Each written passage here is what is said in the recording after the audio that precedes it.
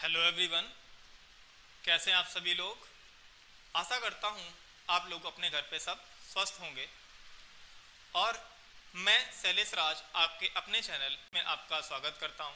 Board पे नजर आ रहा है आपको, मैंने लिख रखा है वैद्युत आवेश तथा क्षेत्र। यह आपकी एनसीईआरटी फिजिक्स 12th का पहला चैप्टर है।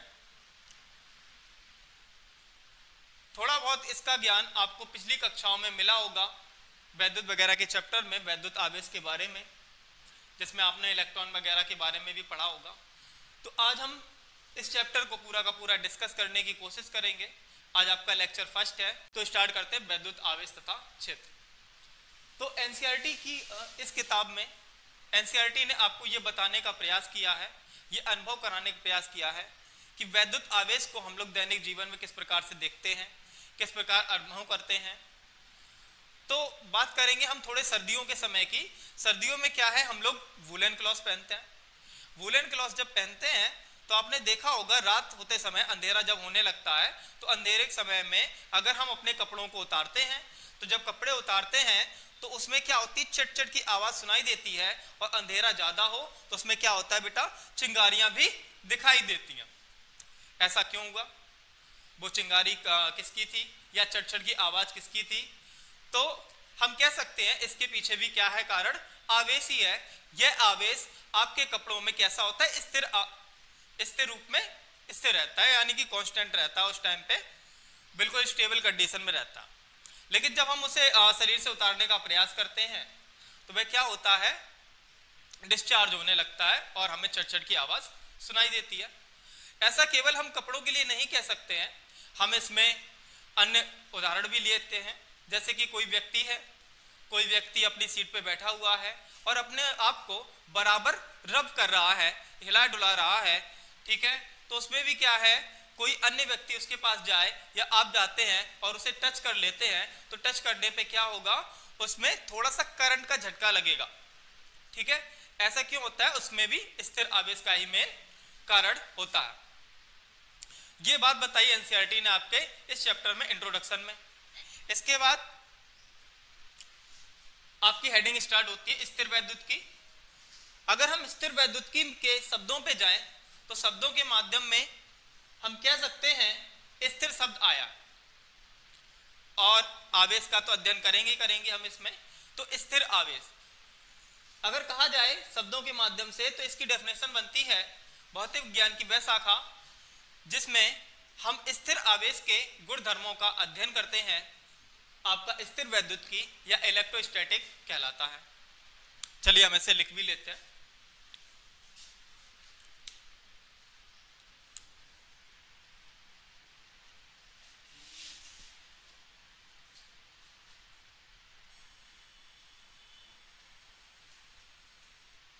भौतिक विज्ञान की वह शाखा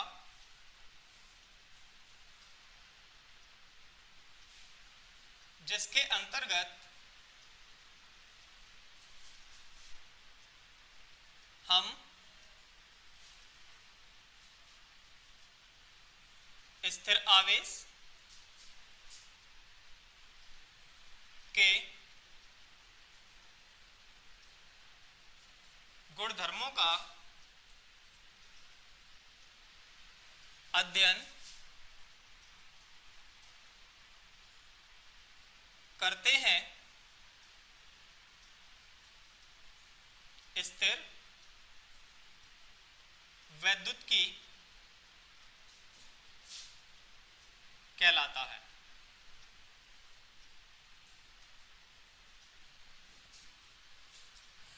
देखिए क्या होता है, मैंने सिंपल सी आपको डेफिनेशन बताई इसकी कि भौतिक विज्ञान की वह शाखा जिसके अंतर्गत हम स्थिर आवेश, सामान्यतः स्थिर आवेश के गुणधर्मों का अध्ययन करते हैं, वो क्या होगा, स्थिर वैद्युत की कहलाता है। प्यारे बच्चों, आपने पिछली कक्षा में वैद्युत चैप्टर में परमाणु के बारे में पढ़ा होगा। उसमें आपने देखा होगा कि परमाणु क्या है। परमाणु के केंद्र में एक नाभिक होता था जिसमें क्या होते थे, आपका प्रोटॉन होता था और उस नाभिक के और न्यूट्रॉन भी होता था। उस नाभिक के चारों ओर अपनी अपनी कक्षाओं में इलेक्ट्रॉन क्या करते थे, चक्कर लगाते रहते थे। ये पढ़ा होगा इलेक्ट्रॉन। तो प्रोटॉन और इलेक्ट्रॉन, इसके नाम कैसे पड़े, इसका क्या इतिहास है, ठीक है, वो हम पढ़ेंगे आपके टॉपिक वैद्युत आवेश में। ठीक है, चलिए स्टार्ट करते हैं। वैद्युत आवेश की शुरुआत उस समय से मानी जाती है, लगभग ये बात है 600 वर्ष ईसा पूर्व की। एक दार्शनिक थे, उनका नाम था थेल्स। ग्रीस देश के दार्शनिक थे ये, इनका नाम था थेल्स। इन्होंने क्या किया था, एक अंबर एक पदार्थ लिया था। इस अंबर को उन्होंने ऊनी कपड़े के साथ जब रगड़ा था, तो रगड़ने के बाद क्या हुआ, अंबर में हल्की वस्तुओं को अपनी ओर आकर्षित करने का गुण आ गया। जब थेल्स ने अंबर को ऊनी कपड़े के साथ रगड़ा, तो उन्होंने देखा कि अंबर में एक ऐसा गुण आ गया जो कि क्या करने लगा, वो हल्की वस्तुओं को अपनी ओर आकर्षित करने लगा। ठीक, तो थेल्स साहब ने सोचा इस गुण का क्या नाम क्या है। ठीक इसी क्रम में आगे अनेक साइंटिस्ट हुए और उन्होंने भी अपनी अपनी प्रतिक्रियाएं दी। उन्होंने ये बताया केवल अंबर ही नहीं है, कुछ अन्य पदार्थ भी हैं जिनके क्या है, पर्टिकुलर पेयर्स हैं। उन पेयर्स के साथ अगर उन्हें घिसा जाए या रगड़ा जाए, घर्षण उत्पन्न किया जाए, तो उनमें भी क्या होता है, हल्की वस्तुओं को आकर्षित करने का गुण आ जाता है। तो उन लोगों ने इस गुण का ही नाम दिया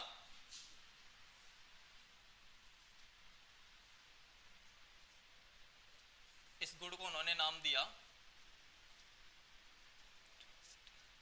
इलेक्ट्रिसिटी।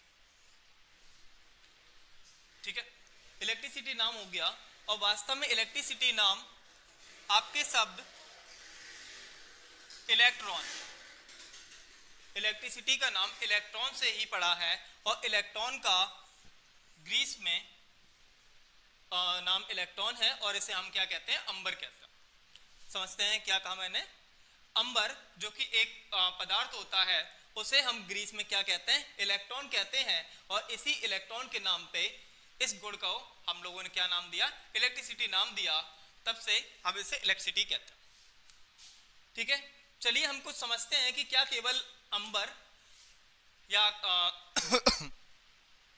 क्या केवल अंबर ही एक ऐसा पदार्थ है जिसमें ये गुण है। तो अभी हमने बताया कि ऐसा नहीं है, काफी साइंटिस्ट भी बता चुके हैं कि इनके क्या होते हैं, कुछ पार्टिकुलर्स पेयर होते हैं जिनके साथ अगर हम इसे रगड़े तो क्या होगा, इनमें वैद्युत आवेश आ जाएगा, या सीधे कहें कि ऐसा गुण आ जाएगा जिससे कि वो वस्तुओं को अपनी ओर आकर्षित करने लगेगा। ठीक है, वो पार्टिकुलर पेयर जानने की हम कोशिश करते हैं। सबसे पहले तो आपने अनुभव किया होगा, कभी कभी प्लास्टिक की एक जो कंघी होती है आप लोग घर पे यूज करते हैं, वो क्या किया आपने, अपने सूखे बालों में उसे कभी कभी रगड़ा होगा, और रगड़ने के पश्चात आपने देखा होगा कि उसमें कागज के हल्के हल्के टुकड़ों को आकर्षित करने का गुण आ जाता है। ठीक है, और भी अन्य पेयर्स होते हैं, जैसे कि आपका ले लो, पहला हम लेते हैं कांच। चलिए पहले इसे इरेज कर देते हैं।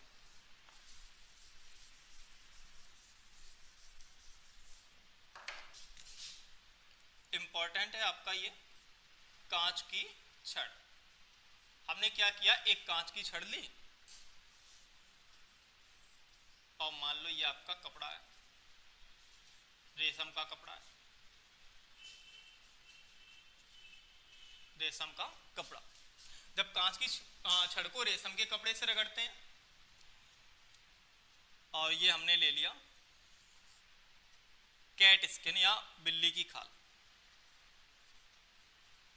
बिल्ली की खाल, और यहां पे हमने ले लिया इसे एबोनाइट की छड़, एबोनाइट की छड़। हमने दो पेयर्स और लिए, अभी हमने बताया था आपको, कंघी वाला एग्जांपल बताया। फिर इसके बाद हम देखते हैं कांच की छड़। जब कांच की छड़ को रेशम के कपड़े से रगड़ा गया या रेशम के कपड़े के टुकड़े के साथ रगड़ा गया, तो क्या हुआ, कांच की छड़ में भी ऐसा ही गुण आ गया। सेम इसी को हम इसमें भी देख सकते हैं। जब बिल्ली की खाल से एबोनाइट की छड़ को रगड़ी गई, तो एबोनाइट की छड़ में भी क्या हुआ, यही आकर्षण बल आ गया। ठीक है, लेकिन वैज्ञानिकों ने जब आगे रिसर्च किया तो यह देखा कि कांच की छड़ और एबोनाइट की छड़, इनमें क्या है, जो हल्की वस्तुओं को आकर्षित करने का गुण आया है वो कैसा है, अलग अलग है। ठीक है, जब अलग अलग है तो कैसे हमने देखा, उन्होंने देखा कि अगर हम दो कांच की छड़ को एक साथ लेके आए, मानो ये एक कांच की छड़ हो गई और ये आपकी एक कांच की छड़ हो गई। ये कांच की छड़ वे छड़ें हैं जो रेशम के कपड़े से हम लोगों ने घर्षण द्वारा प्राप्त हो चुकी हैं या रेशम के कपड़े से हम लोग रगड़ चुके हैं। ठीक है, और ये हमने देखा यहां पे ले लिया मैंने एबोनाइट की छड़, ये यहां पे एक और मैंने एबोनाइट की छड़ ले ली।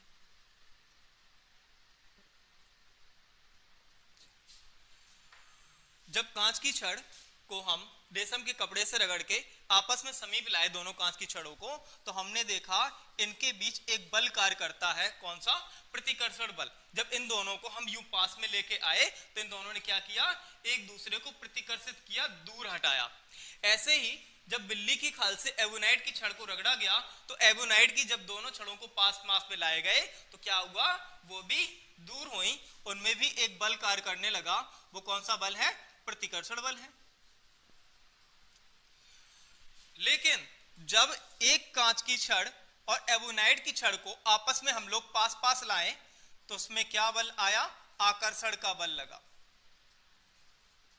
ठीक, जब कांच की छड़ और एबोनाइट की छड़ को हम लोग पास लेके आए तो उन्होंने आपस में एक दूसरे को खींचा। ठीक है, तो उसमें बल कौन सा लगा, आकर्षण बल लगा। इसी को आगे चर्चा करते हैं। पहले आप इसका स्क्रीनशॉट ले लें जिससे कि आपको पीडीएफ वगैरह, नोट्स वगैरह बनाने में आपको आसानी पड़े। बाकी पीडीएफ तो हम प्रोवाइड कराएंगे ही आपको। ठीक है, स्क्रीनशॉट लेते हैं।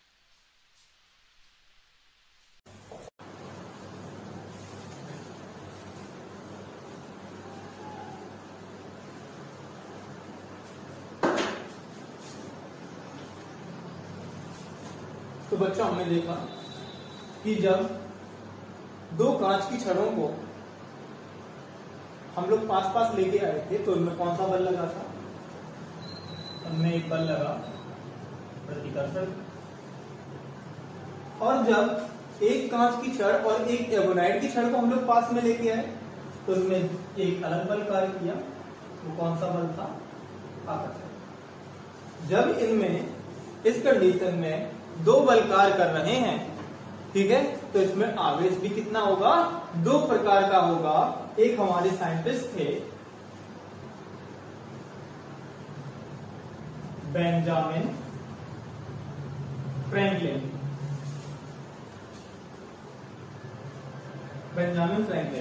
इन्होंने बताया कि अगर हमारे इस कंडीशन में दो बल कार्य कर रहे हैं तो आवेश भी क्या होगा, अलग अलग होगा। और क्या होंगे, दो प्रकार के होंगे। कौन कौन से, और इन्होंने उसका नाम दे दिया, एक आपका आवेश हो गया धनावेश और दूसरा आपका आवेश इन्होंने नाम दिया ऋणावेश। इसने नाम दिया बेंजामिन फ्रैंकलिन ने। होगा उसका आगे मैंने हेडिंग डाल रखी बेटा, वैद्युत आवेश की उत्पत्ति का इलेक्ट्रॉनिक सिद्धांत। जो हम वैद्युत आवेश की उत्पत्ति का इलेक्ट्रॉनिक सिद्धांत के बारे में आपने पिछली कक्षाओं में शायद थोड़ा बहुत पढ़ रखा होगा। आपने पढ़ा होगा कि जो हमारा पदार्थ है वो क्या है, कई सूक्ष्मतम कणों से मिलकर बना होता है। उस सूक्ष्मतम कण को हमने नाम दिया था परमाणु, नाम दिया था। और परमाणु के अंदर केंद्र में एक नाभिक होता है जिस पे परमाणु का संपूर्ण द्रव्यमान और धनावेश स्थित होता है। चलिए देखते हैं कैसे। मान लिया कि पदार्थ है कोई, उसके केंद्र में क्या है, एक नाभिक है। इस नाभिक में बेटा क्या होगा, आपका प्रोटॉन और न्यूट्रॉन होता है। और प्रोटॉन पे क्या होगा, धन आवेश होगा। और इसके चारों ओर क्या होती हैं, इस प्रकार की कक्षाएं होती हैं। इस प्रकार क्या होंगी, इसके चारों ओर कक्षाएं होंगी। इन कक्षाओं में क्या होता है, इलेक्ट्रॉन आपके चक्कर लगाते रहते हैं। चलिए हम इससे बना देते हैं जिससे अलग से दिखाई दे। ये आपके क्या है, इलेक्ट्रॉन है जो कि क्या कर रहे हैं, अपनी बाह्यतम कक्षाओं तक चक्कर लगा रहे हैं। और इसमें हमने ये सब पढ़ा था कि जितने इसमें प्रोटॉन होंगे उतने ही क्या होंगे, इसमें इलेक्ट्रॉन होंगे। ठीक है, इसमें क्या होता है, पूरे के पूरे पे धनावेश होता है और इलेक्ट्रॉन जो चक्कर लगा रहे हैं इलेक्ट्रॉन पे कौन सा आवेश होता है, ऋण आवेश होता है। अगर देखा जाए इस पूरे में तो कहा हमने कि जितने ही प्रोटॉन होंगे उतने ही क्या होंगे, इलेक्ट्रॉन होंगे, और दोनों का अगर हम बीजगणितीय सम कर दें तो क्या होगा, 0 हो जाएगा। इससे हम कह सकते हैं परमाणु का स्थायित्व कैसा है, परमाणु कैसा है, स्टेबल है। परमाणु कैसा है, न्यूट्रल है, उदासीन है, ठीक है, यानी परमाणु पे कोई भी आवेश नहीं है। लेकिन जब हमने यहाँ एक्सपेरिमेंट में देखा कि जब हमने कांच की छड़ को रेशम के कपड़े के साथ रगड़ा तो कांच की छड़ में क्या हुआ, कांच की छड़ कैसी हो गई, आवेशित हो गई, ठीक है। इसमें से क्या हुआ, एक इलेक्ट्रॉन मान लो इससे क्या हुआ, एक इलेक्ट्रॉन निकल के कहां पहुंच गया, रेशम के कपड़े पे पहुंच गया। ये इलेक्ट्रॉन कौन सा है, ये इलेक्ट्रॉन वह इलेक्ट्रॉन है जो नाभिक से दूर की कक्षाओं में चक्कर लगाता है। जब नाभिक से दूर की कक्षाओं में ये इलेक्ट्रॉन चक्कर लगा रहा है, इसी को हमने नाम दिया था मुक्त इलेक्ट्रॉन नाम दिया था, ठीक। यही मुक्त इलेक्ट्रॉन क्या होगा, कांच की छड़ और रेशम के कपड़े के साथ जब रगड़ा गया, यानी हल्की सी एक प्रकार से उसे ऊर्जा मिली, वो क्या हुआ, अलग हो गया, और अलग होने के बाद कहां पहुंच गया, रेशम के कपड़े पे, ठीक है। ऐसी बिल्ली की खाल को जब एवोनाइट की छड़ से रगड़ा गया तो इसमें भी क्या हुआ, इलेक्ट्रॉनों का स्थानांतरण हुआ। ऐसे बिल्ली की खाल से इलेक्ट्रॉन निकल के कहां पहुंच गए, एवोनाइट की छड़ में पहुंच गए। इस प्रकार हम ये देखते हैं कि कोई हमारे पास अन्य इलेक्ट्रॉन या आवेश नहीं आया, सारे के सारे आवेश कौन से हैं, इनके खुद के हैं, ठीक है। जब इनके खुद के आवेश है तो इसका मतलब कोई बाह्य आवेश तो काम कर नहीं रहा है। यानी इस स्थिति में हम देख सकते हैं कि परमाणु में पहले भी न्यूट्रल था और अभी भी क्या है, इन दोनों का अगर हम आवेशों को क्या करें, ऐड किया जाए, वो भी क्या होगा, न्यूट्रल होगा, उदासीन होगा। चलिए देखते हैं। और हमने एक चीज डिस्कस करना है कि इलेक्ट्रॉन इसमें से इसमें जा रहा है तो इस पे क्या आ जाएगा, कौन सा चार्ज आएगा, धनावेश आ जाएगा इसके पास। जिस पदार्थ से इलेक्ट्रॉन क्या होगा, दूसरे में जाएगा, उस पे क्या मिल जाएगा, प्लस मिल जाएगा, यानी धनावेश आ जाएगा। और जिसे इलेक्ट्रॉन प्राप्त होता है उस पे क्या आ जाएगा, ऋणावेश आ जाएगा। और दोनों की संख्या हमने बता रखी बराबर थी। और यहाँ पे भी यही देखते हैं, बिल्ली की खाल से एबोनाइट की छड़ पे गए, यानी इलेक्ट्रॉनों का स्थानांतरण हुआ, तो इस पे भी क्या हुआ, जितने इलेक्ट्रॉन जाएंगे उतने ही क्या आ जाएंगे, धनावेश हो जाएंगे। एबोनाइट की छड़ पे जितने इलेक्ट्रॉन आएंगे वो क्या हो जाएगा, इलेक्ट्रॉन की अधिकता के कारण उतने ही ऋणावेश आ जाएंगे। यदि किसी एक पदार्थ से इलेक्ट्रॉन निकलता है तो उस पर क्या आ जाता है, धनावेश आ जाता है। और दूसरा पॉइंट हमने लिख दिया यहाँ पे, जिस भी पदार्थ को इलेक्ट्रॉन वो प्राप्त होता है उस पर क्या आ जाता है, ऋणावेश आ जाता है, जैसा कि हमने आपको चित्र में समझाया, ठीक है। तो इस हमने टॉपिक में आपको डिस्कस किया कि परमाणु कैसा होता है, पूर्णतः उदासीन होता है, यानी पहले भी उदासीन था और जब हमने उसमें घर्षण लगाया, घर्षण लगाने के बाद भी रिजल्ट के तौर पे क्या होगा, वो उदासीन ही रहेगा। देखिए कैसे, मानो इससे 3 इलेक्ट्रॉन निकले और इस पे क्या बन गए, 3 पॉजिटिव बन गए, और पॉजिटिव को हम प्रोटॉन से दर्शा देते हैं। प्रोटॉन है तो प्रोटॉन पे धनावेश होता है, तो मैंने इसे 3p लिख लिया, यानी प्रोटॉनों की संख्या कितनी हो गई, 3 हो गई, और पॉजिटिव बन गए तो प्लस का 3 हो गया। अब रेशम के कपड़े पे क्या हुए, उतने ही इलेक्ट्रॉन आ गए। जैसे इलेक्ट्रॉन आए तो उस पे क्या हुआ, 3 नेगेटिव बना दिया, ठीक है। अगर इन दोनों का हम सम कर दें तो वो क्या बना देगा, 0 बना देगा। और हम देख रहे हैं इस कंडीशन में कि पहले भी जब हमारा पदार्थ था, दोनों के दोनों पदार्थ कैसे थे, न्यूट्रल थे, उदासीन थे, क्योंकि उनमें प्रोटॉनों और इलेक्ट्रॉनों की संख्या बराबर थी। और बाद में घर्षण के बाद भी क्या हुआ, रिजल्ट में हमें वही मिला, प्रोटॉन और इलेक्ट्रॉनों की संख्या कैसी हुई, बराबर हुई। अगर उन दोनों को हमने ऐड कर दिया वो कैसा हो गया, परमाणु उदासीन ही रहेगा, ठीक है। आज के लिए इस टॉपिक को हम यहीं पे समाप्त करेंगे। उम्मीद करते हैं आपको ये सब समझ में आया होगा। अगर इस चैनल के लिए कोई भी आपको सुझाव देना हो तो जरूर हमें कमेंट बॉक्स में लिखें। आपका दिन शुभ हो।